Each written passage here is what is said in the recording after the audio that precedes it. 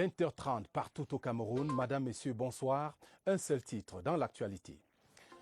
Décentralisation, la périphérie au centre du pouvoir. L'élection des présidents de conseils régionaux et assemblées régionales rend son verdict. Les sessions de plein droit tenues ce mardi dans les 10 régions marquent un tournant décisif de l'histoire politique du Cameroun. Visage des élus et récits de nos correspondants dès l'entame du 20h30.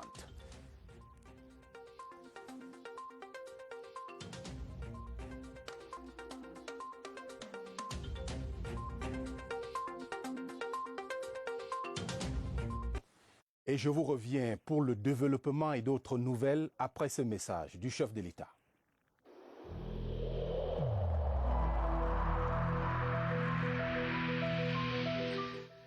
Il est essentiel que les mesures qui ont été indiquées soient absolument respectées par chacun de nous. Lavez-vous régulièrement les mains à l'eau et au savon ou à l'aide d'un gel hydroalcoolique. Restez à au moins 1 mètre de distance des autres personnes, surtout si elles toussent, éternuent ou ont de la fièvre. Si vous avez de la fièvre, de la toux ou des difficultés à respirer, consultez un médecin.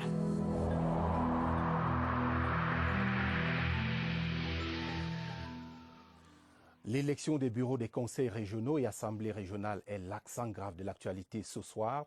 Mais prenons pour commencer des nouvelles, les dernières du Palais de l'Unité.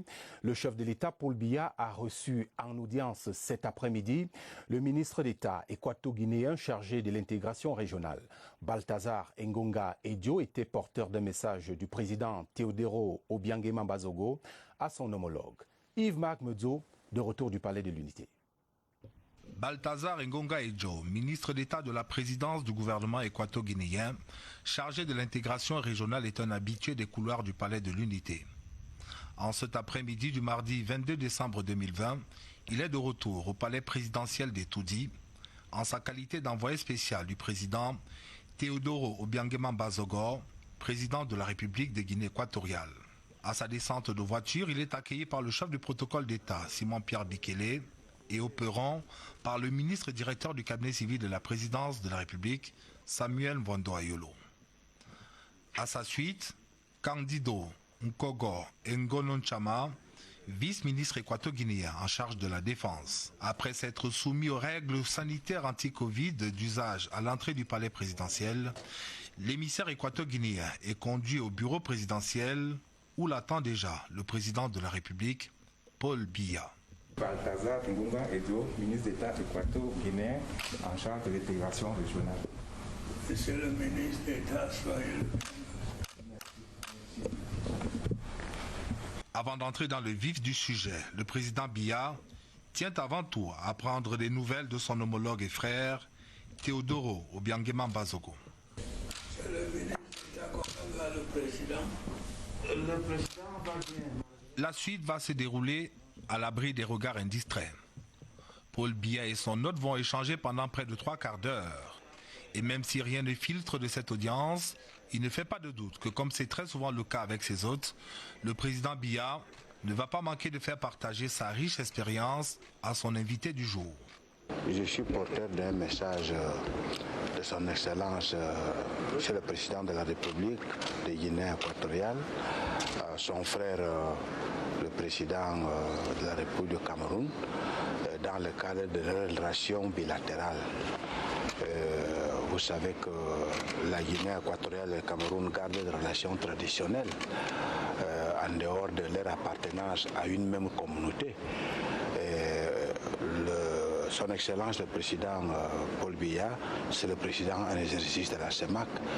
Donc avec son frère, avec tous les présidents de la même communauté, ils sont obligés de se concerter avec les idées comment bâtir, disons, notre communauté malgré les difficultés que traverse cet État aujourd'hui, les difficultés économiques, la crise sanitaire et autres. C'est donc avec la satisfaction d'avoir une fois encore eu le privilège d'échanger avec ce sage africain que l'émissaire équato-guinéen et la délégation qui l'accompagne vont quitter le palais de l'Unité. Restons dans l'actualité présidentielle avec ce constat. La décentralisation qui connaît ce soir une accélération est un des piliers de l'action du chef de l'État. Vous verrez dans le film de l'année du président que nous vous proposons depuis hier que l'entrée en scène ce jour des élus régionaux marque en réalité un tournant décisif d'un processus piloté avec méthode par le président Paul Biya lui-même. Agenda présidentiel et décentralisation en 2020, le regard de Yves-Marc Medzo.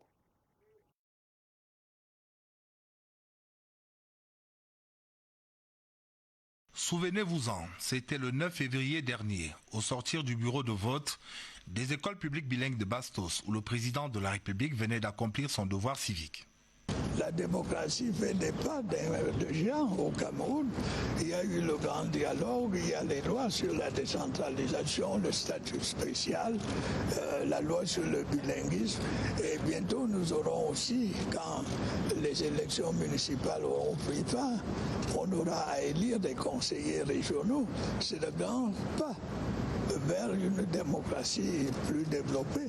Je n'en suis que satisfait. Je remercie les Camerounais d'apporter leur dynamisme, leur concours à la marche de cette grande démocratie. De la parole aux actes, ce mardi 22 décembre 2020 est jour de tenue des sessions de plein droit en vue de la mise en place effective des exécutifs des conseils régionaux. Le Cameroun nouveau est en marche. C'est l'accomplissement d'un processus que le président Biya a personnellement conduit avec patience et méthode depuis près de 3 décennies. À compter de ce jour donc, pouvoir et compétences seront transférés comme jamais auparavant du sommet vers la base. À compter de ce jour aussi, le statut spécial accordé aux régions du Nord-Ouest et du Sud-Ouest verra arriver des pionniers pour lui donner toute sa substance et assurer le grand bond en avant. Inscrite dans la Constitution du 18 janvier 1996, qui dans son article 1er, alinéa 2, précise que la République du Cameroun est un État unitaire décentralisé, la décentralisation dans notre pays a connu depuis lors diverses évolutions, les plus récentes étant contenues dans les décrets des 3 et 9 novembre 2020, portant respectivement organisation et fonctionnement du Conseil national de la décentralisation d'une part et du comité interministériel des services locaux d'autre part.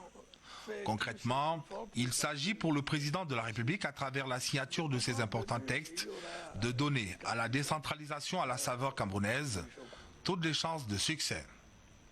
Si l'un et l'autre de ces organes sont chargés d'assurer un suivi et évaluation de la mise en œuvre du transfert de ressources et des compétences à la base, le comité interministériel des services locaux a spécifiquement pour mission d'élaborer un programme de transfert de compétences et de ressources, évaluer les moyens humains, financiers et matériels nécessaires à l'exercice de ces compétences transférées et plus intéressant encore, à conduire des études prospectives dans le domaine. Un jour nouveau se lève donc, et c'est bien le cas de le dire, pour la décentralisation dans notre pays. Un processus qui rend chacune des collectivités territoriales décentralisées maître de son destin.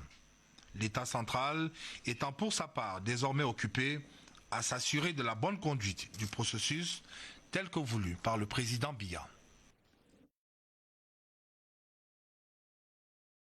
Plein droit tenu ce jour à travers les 10 régions du pays. Et en raison du statut spécial, il s'est agi d'assemblées régionales dans les régions du Nord-Ouest et du Sud-Ouest.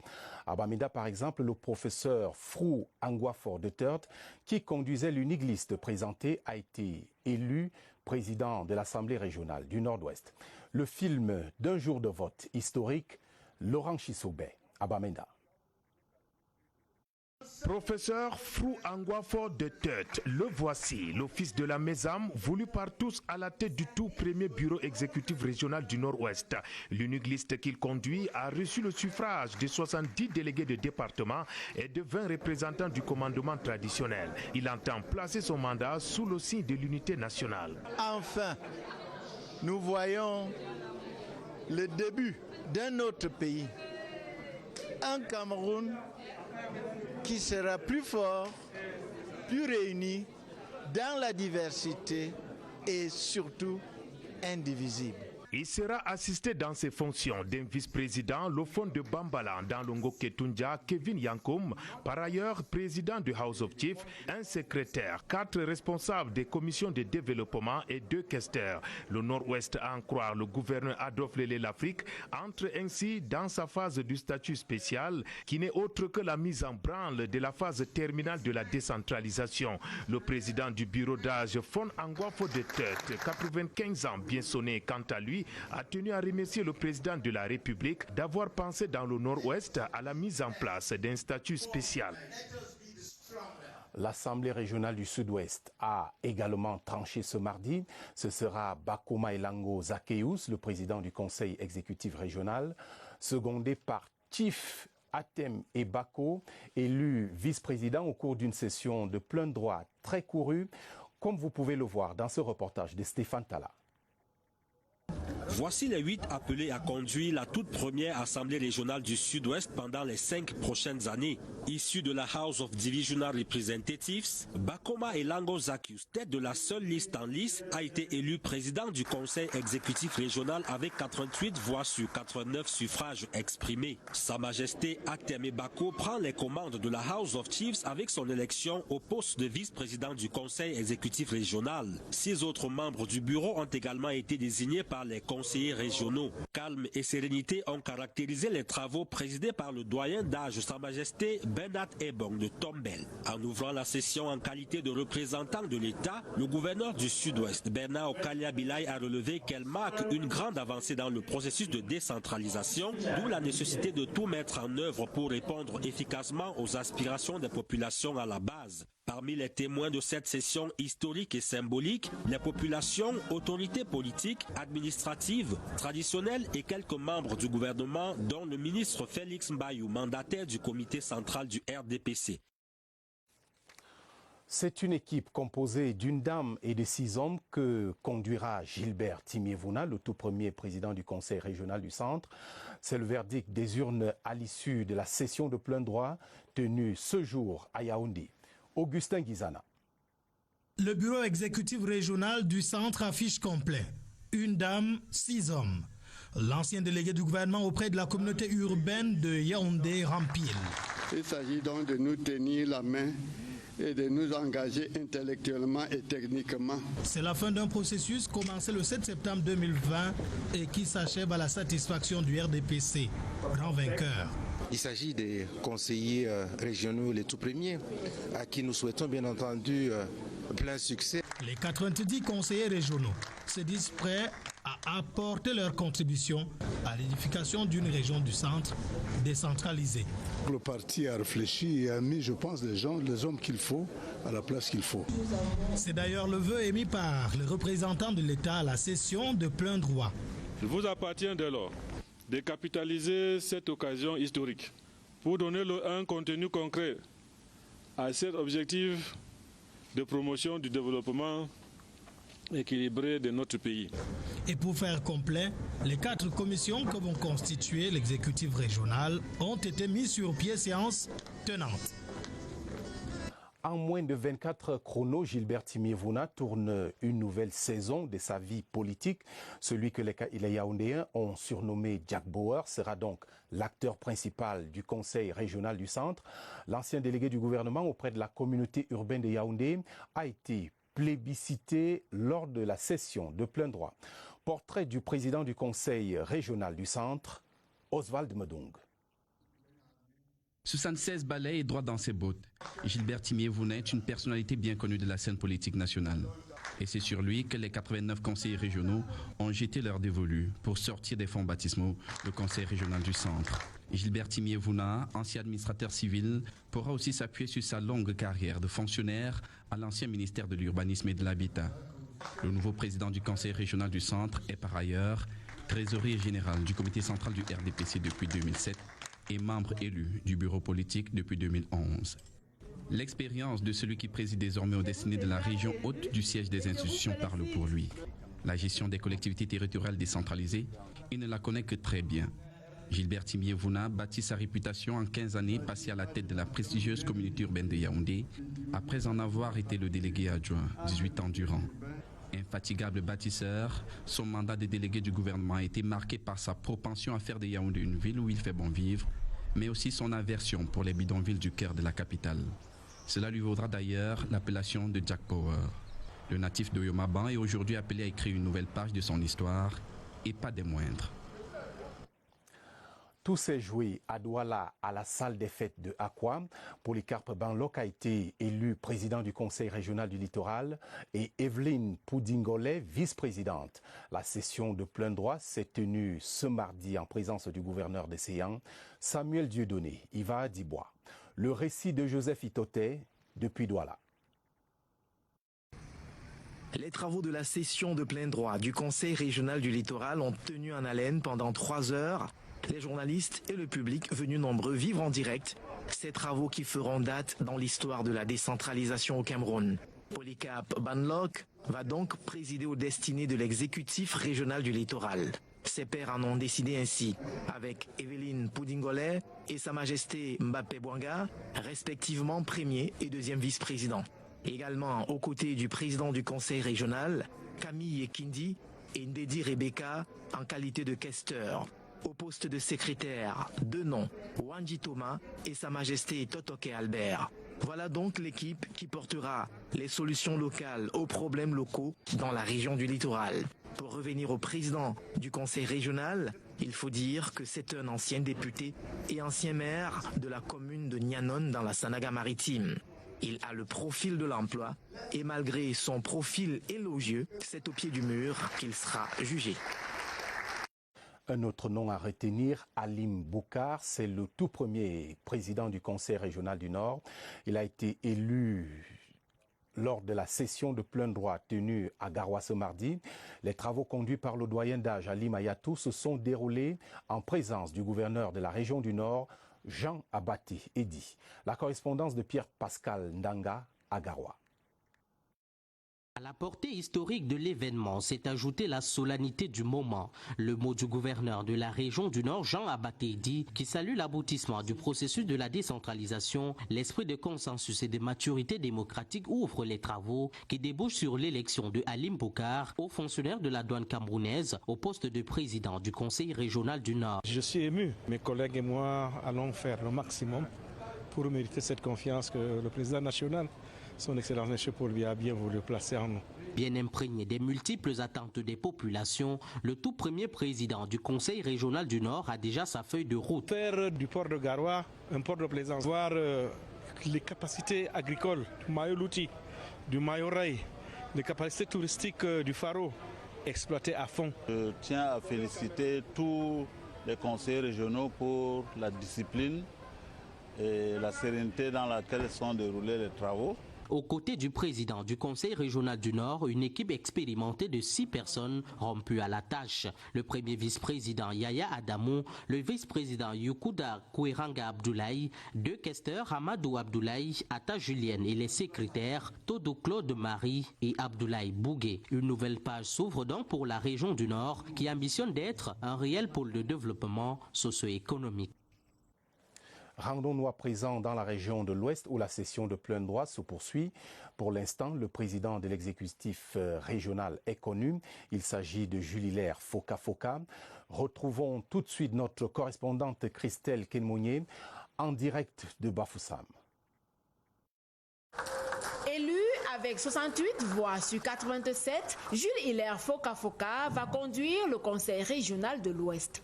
Âgé de 59 ans, il est médecin, président de section RDPC Mifi-Centre, ancien maire de Bafoussam 1er.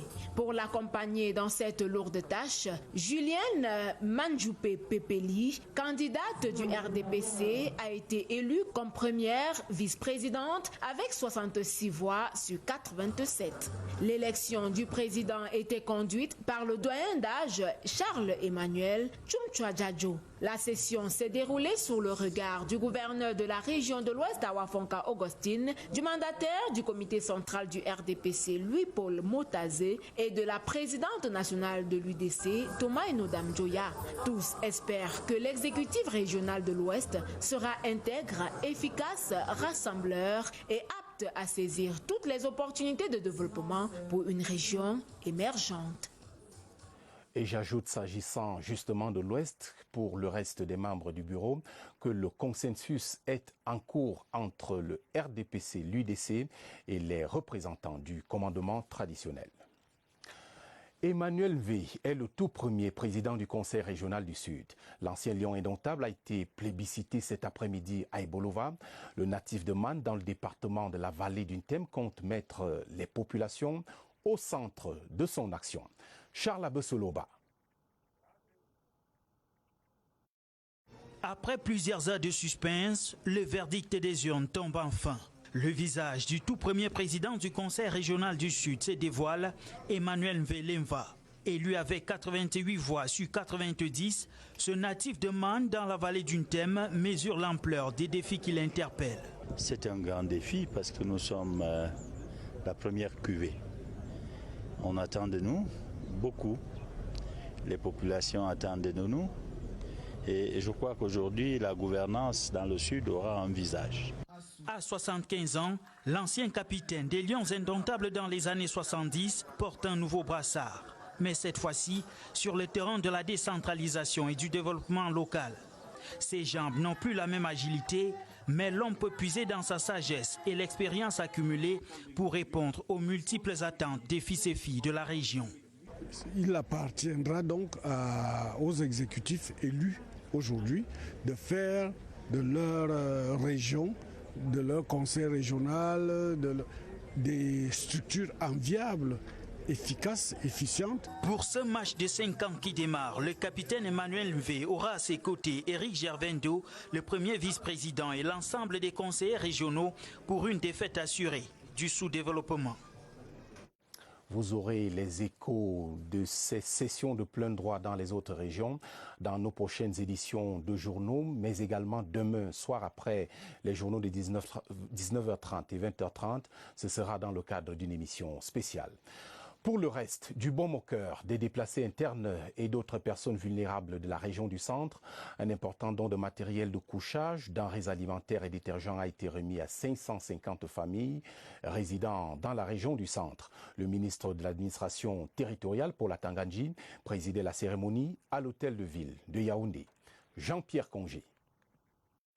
L'esplanade de l'hôtel de ville de Yaoundé avait l'allure d'un gigantesque arbre de Noël. Près de 2800 déplacés internes issus de 550 familles et 4 structures d'accueil de personnes vulnérables ont reçu des mains du ministre Paul Atangadi, l'administration territoriale, du matériel de couchage, des denrées alimentaires et autres produits de nettoyage à eux offerts par le chef de l'État.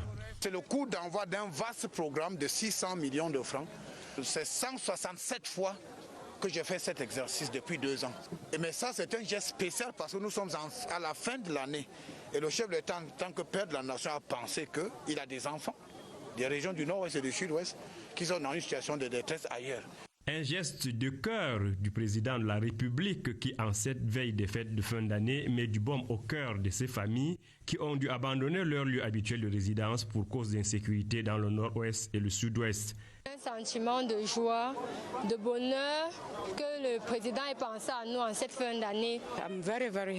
Je suis contente du geste que le président de la République a fait pour nous. En cette fin d'année où la pandémie du coronavirus, bien que maîtrisée par le Cameroun, n'est pas totalement éradiquée, le ministre de l'administration territoriale a également offert 200 000 masques aux autorités administratives et aux maires de ville de Yaoundé. Les actions prioritaires à mener pour lutter contre le travail des enfants sont au centre d'un atelier national tenu ce mardi à Yaoundé.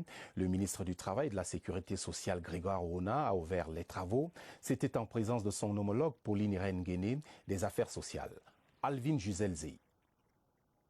Selon un récent rapport de l'Institut national de la statistique, près d'1 700 000 enfants âgés de 5 à 17 ans étaient astreints aux travaux à abolir et 44%, soit près de 270 000 enfants, effectuaient des travaux dangereux. Il est urgent d'agir. Dans un souci d'efficacité, les pouvoirs publics, les partenaires au développement et la société civile coordonnent leurs actions. L'Alliance 8.7 des normes internationales du travail définies par l'OIT leur sert de base de travail. Cet atelier devra donc permettre à toutes les parties prenantes d'apporter les réponses à un ensemble de préoccupations pouvant permettre de mutualiser les efforts pour assurer une protection optimale de l'enfant. Des exposés interactifs et des travaux de groupe devraient permettre d'identifier les activités porteuses, prioritaires et réalisables, assorties d'un budget réaliste pour des actions à court et moyen terme. Le monde de l'entreprise a rendez-vous à Yaoundé en ce moment. Les journées de l'entrepreneuriat éthique au Cameroun se tiennent au palais polyvalent des sports sous le thème « Comment entreprendre en temps de crise ». Le ministre des Petites et Moyennes Entreprises est allé lancer l'événement ce mardi. Franck Evina. C'est une 12e édition toute particulière. Covid-19 oblige, le nombre de participants en présentiel a été réduit. Une partie des adhérents connectés par le web et le thème adapté au contexte sanitaire. Comment entreprendre en temps de crise? C'est une thématique qui a été choisie à dessein parce que nous voulons amener les participants à comprendre que lorsqu'on est un entrepreneur, la caractéristique première d'un entrepreneur, c'est la capacité de pouvoir trouver des solutions. Un plaidoyer pour un tissu entrepreneurial ingénieux, résilient et proactif, soutien total de la part du gouvernement. Au financement des micro-projets enrôlés dans la plateforme des GIEC se greffent désormais les caravanes nationales de l'entrepreneuriat grâce au parrainage du ministère des Petites et Moyennes Entreprises. Nous allons entretenir des caravanes de sensibilisation aux 4 coins du territoire, mais nous commencerons d'abord par des régions pilotes. Ce sera le littoral, ce sera l'extrême nord, ce sera la Damawa. Dans la salle, des jeunes formés par la branche opérationnelle des GIEC reçoivent leur parchemin. Ils sont aptes à la création des richesses.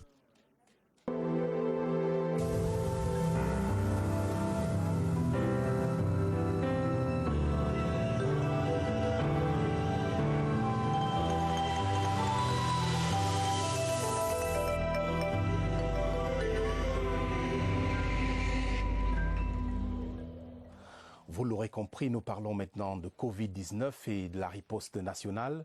La distanciation physique n'est pas facultative.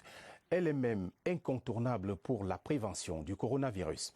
Les Camerounais devront l'observer, y compris durant cette semaine de la nativité. Évariste Yenga et son invité, le docteur Simon Noudji, en parlent. C'est au centre des opérations des urgences de santé publique. Direction donc Messa, où se trouve notre correspondant. Évariste, bonsoir.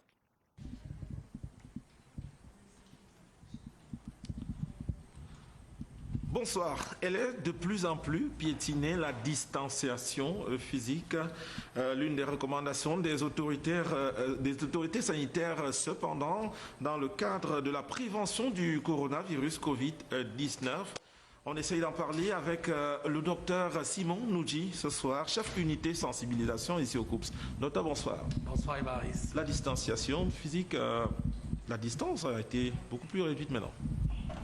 Oui, à notre grande tristesse, beaucoup de personnes ne respectent plus la distanciation physique et on tient à préciser qu'elle fait partie des mesures barrières spécifiques pour la lutte contre la Covid-19, dont les personnes doivent toujours s'efforcer à respecter la distanciation physique. Les personnes qui vont organiser les festivités, en invitant des personnes, doivent déjà penser dans leur programmation qu'il est nécessaire de pouvoir respecter la distanciation physique et cela va se répercuter dans la disposition des chaises et autres, dont les personnes ne doivent pas relâcher dans le respect de cette mesure barrière spécifique qu'est la distanciation physique parce qu'elle permet véritablement de réduire la propagation de la maladie. D'aucuns, dans l'opinion, estiment que s'il y a port du masque, cela annule la distanciation physique. Est-ce vrai? Voilà, c'est mitigé. Ce qui est vrai, c'est que lorsque on est très proche d'une personne et on porte le masque, oui, on va dire qu'on se protège. Mais maintenant, à chaque fois, on ne va pas toujours pouvoir respecter cela, le port du masque, la distanciation. Donc l'idéal, dans la mesure du possible, c'est de pouvoir juxtaposer, respecter toutes les mesures barrières, parce qu'en synchronisant bien l'hygiène des mains, la distanciation physique, le port du masque, on maximise l'efficacité des mesures barrières, dont on amplifie donc la riposte contre la Covid-19. Merci à vous, docteur Noudji, pour tous ces éclairages. Jamais l'un sans l'autre, chaque mesure barrière joue sa partition dans l'orchestration de la riposte et la prévention du coronavirus Covid-19. Merci Évariste. Et nous allons continuer d'observer cette distanciation physique durant cette période des fêtes. Pour les résidents de Yaoundé qui souhaitent acheter des vivres ou du poisson d'eau douce en cette veille de fête, eh bien, vous pouvez faire un tour et même faire de bonnes affaires au mini-comice agro-pastoral du centre. Il regroupe depuis ce mardi plus de 200 exposants au musée national. Joël Igor Abanda. Cette 12e édition du mini-comice agro-pastoral du centre se déroule dans le contexte de la pandémie de la Covid-19 qui a affecté de plein fouet les producteurs. Elle rassemble ici au musée national plus de 200 exposants venus des 10 départements du centre. C'est une première pour moi et j'apprécie parce que je découvre et je suis contente d'être là aujourd'hui. J'espère que les prochaines éditions, je serai là. Que ça soit amélioré, les producteurs peuvent fournir tout ce que les consommateurs veulent au prix réel. Bon champ. Pendant 2 jours, les seigneurs de la terre et autres éleveurs exposent des produits variés. Une possibilité pour les populations de la ville de Yaoundé et ses environs de se ravitailler à moindre coût pour les fêtes de fin d'année. Le gouvernement a mis en place tout un programme pour un peu diminuer les effets de la Covid-19, en particulier sur les agriculteurs. Les GIC, les coopératives doivent travailler à la base avec les communes et les régions. Les producteurs agro-pastoraux de la région du centre doivent alors se constituer en groupement d'intérêt général et penser la transformation locale de leurs produits. La solennité de Noël se célèbre dans 3 jours. Dans le calendrier liturgique, l'Église a institué une période de préparation spirituelle dite temps de l'Avent qui correspond à une phase de purification. Les explications de Pierre Binambarga. L'Église attend en toute spiritualité accueillir le Messie, l'enfant Jésus, le Sauveur qui arrive, va, on le croit, trouver des fidèles nettoyés spirituellement, nettoyage effectué pendant 4 semaines, le temps de l'Avent. C'est un temps de prière, c'est un temps d'écoute de la parole de Dieu, de mise en chemin pour aller à la rencontre de celui-là qui vient nous sauver. La paroisse Toussaint d'Mvan fait sa toilette sous l'œil vigilant de son curé. Celui qui va naître, c'est celui-là qui vient exercer les 3 fonctions, à savoir la fonction prophétique, la fonction sacerdotale et la fonction royale pour sauver l'humanité. L'humanité est assommée par les guerres, les pandémies, la pauvreté. Le prince de la paix, annoncé, apporte l'espérance, la vie. Un protocole d'accord signé entre l'État du Cameroun et Société Générale Cameroun.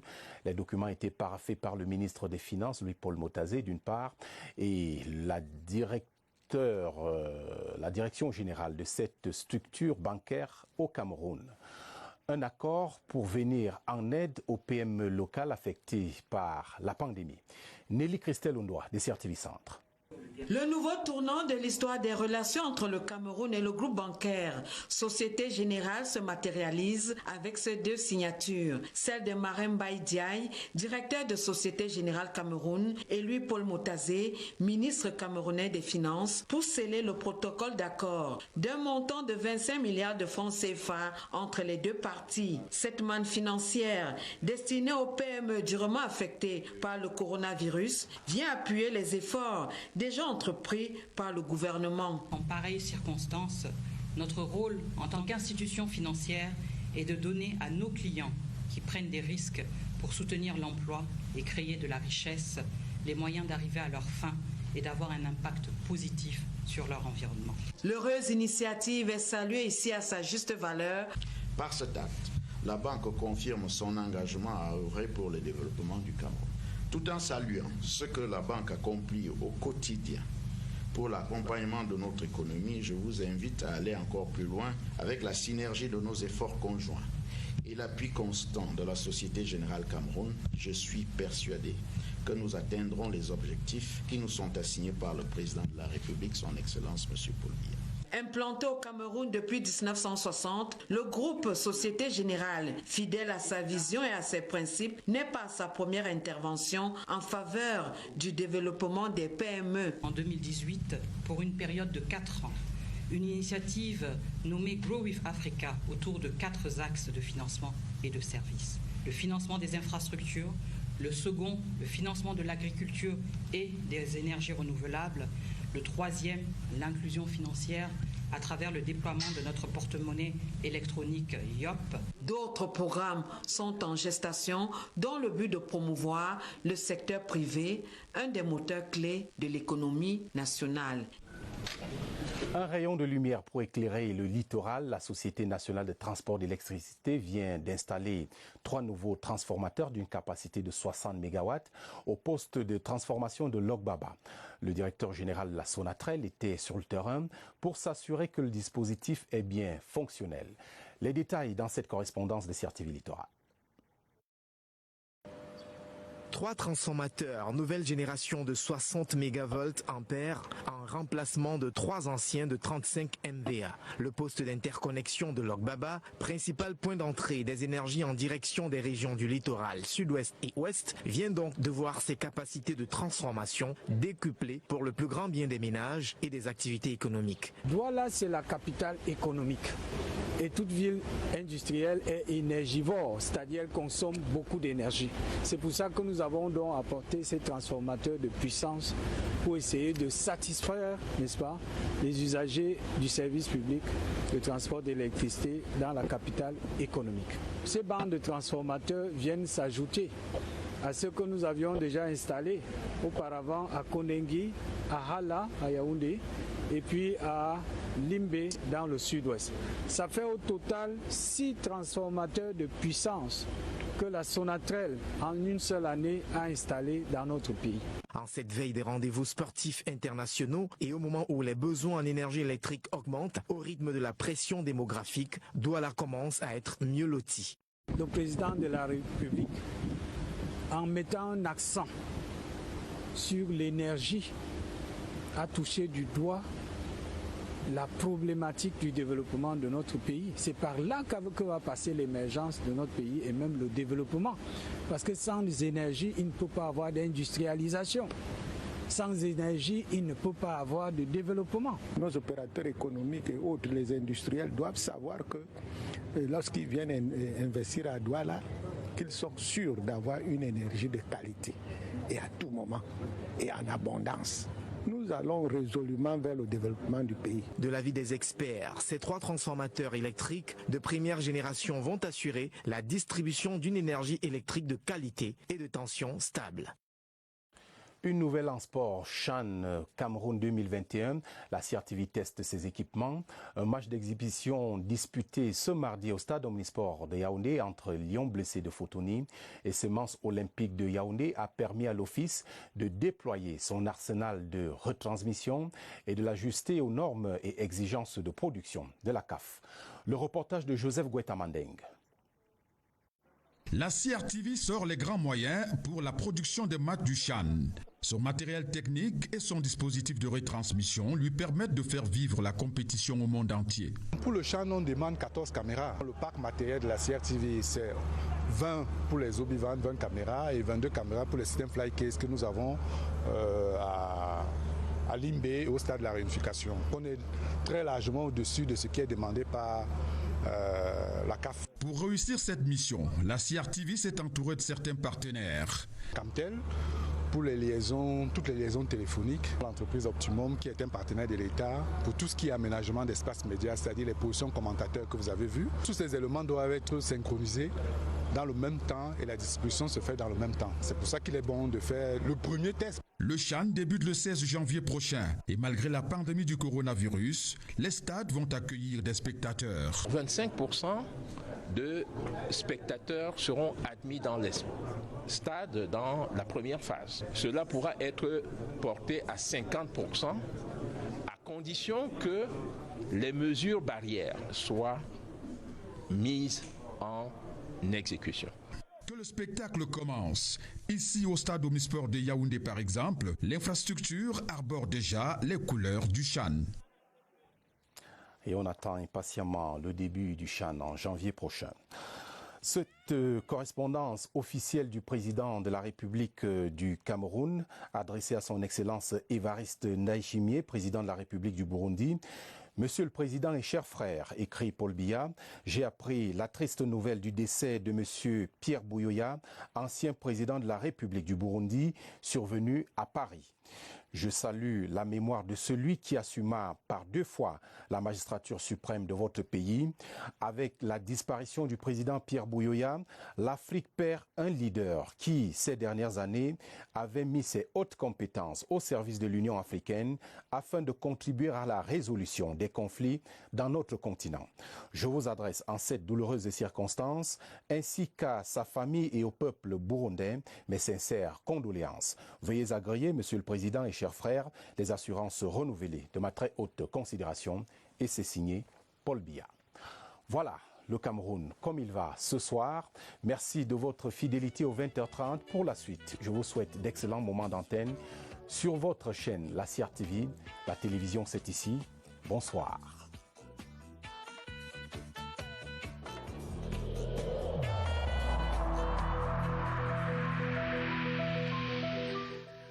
Évitons de stigmatiser ceux qui sont atteints par la maladie.